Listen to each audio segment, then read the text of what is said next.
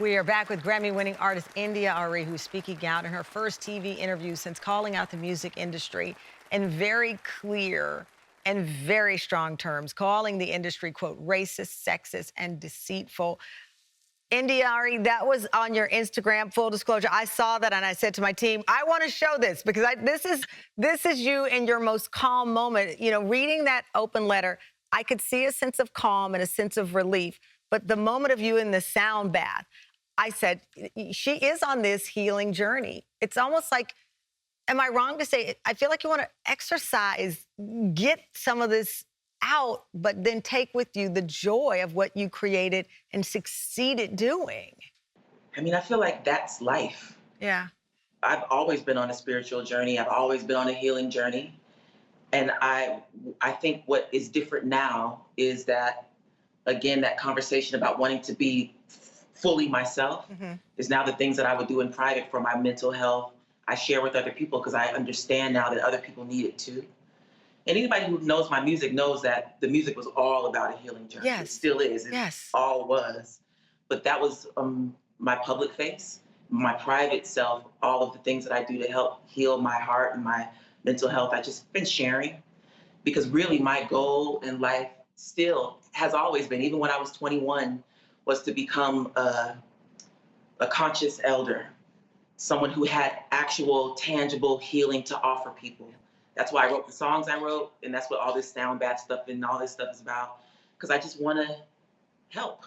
I always did want to. And it is so true. I mean, I'm sure you've seen the many tributes on social media of people listening to your music, brown-skinned girls appreciating themselves and showing their hair, the TikTok videos with your music in the background, and what you've done to this new generation and for this new generation. Going back to the Grammys, I'm so very curious. As I said, many other artists have taken this stand, and some have suffered, they say, consequences of it. One of the best pieces of advice I've ever received in my life, are you ready for the consequences?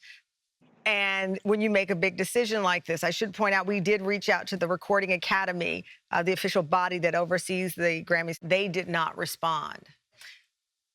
Do you expect consequences at this point? Are you ready for consequences? It's always a fear of not being invited into the club, right? If this industry is this club that's closed off, the fear of not being invited to be on someone's album, the fear of not being invited to perform again. Those are real things that happen to music artists.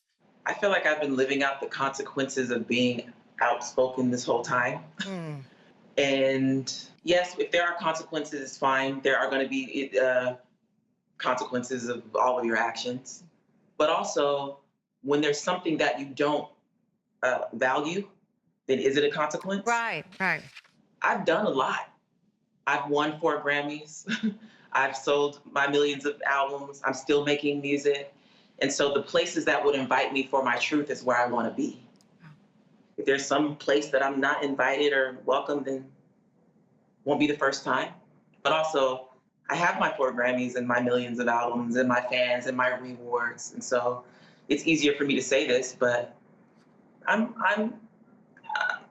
willing to accept the gifts of being my full self too. What will happen to with your podcast if you remove it from Spotify? Because you talk about loving and wanting to talk and share. That is where you have been sharing your journey for some time now on your podcast. Yes. It's called Songwriter, the podcast. And it'll be wherever else podcasts are streamed. Yeah. Because the conversation about Spotify is that it's the biggest streaming platform. Yeah. It's not the only. Right. And the other conversation about Spotify is that they pay the least, but they're not the only. And so it's still on Apple Music and all the places that Google Play and all the places that people hear podcasts. It's still there, and my music is still there too. And maybe more people will listen to the podcast now. You can hear my stories. Well, you know what? I appreciate you joining us and sharing this slice. I know there's so much more. And as you said on your post, who's ready to talk? I am always ready to listen, and so is the Tam fam. So anytime you want to come back here to discuss anything, we are here for it. Give your mother my love. I know she's been a rock for you, and I appreciate you so much. Thank you. Oh, look at us. Oh, my gosh. Listen. Can I say one last thing about my mom? Of course you can. my mother said about her mom, the older she gets, the smarter her mom got. Ah, And I feel that way about my mom. The older I get, the smarter my mom gets. Because there's this thing that she always says that used to bother me, but now I'm like, she's right.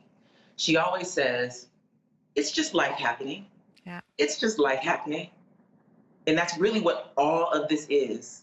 Because there are much bigger pains that we go through than the Grammys. There are much bigger losses that we suffer through than, I have my personal life, my dating life. I have the fact that I haven't had children. I have all this other stuff that's bigger than all these things that I deal with and hold. Yeah. But it's all just life happening, and I'm okay with all of it. I'm becoming more and more okay with all of it.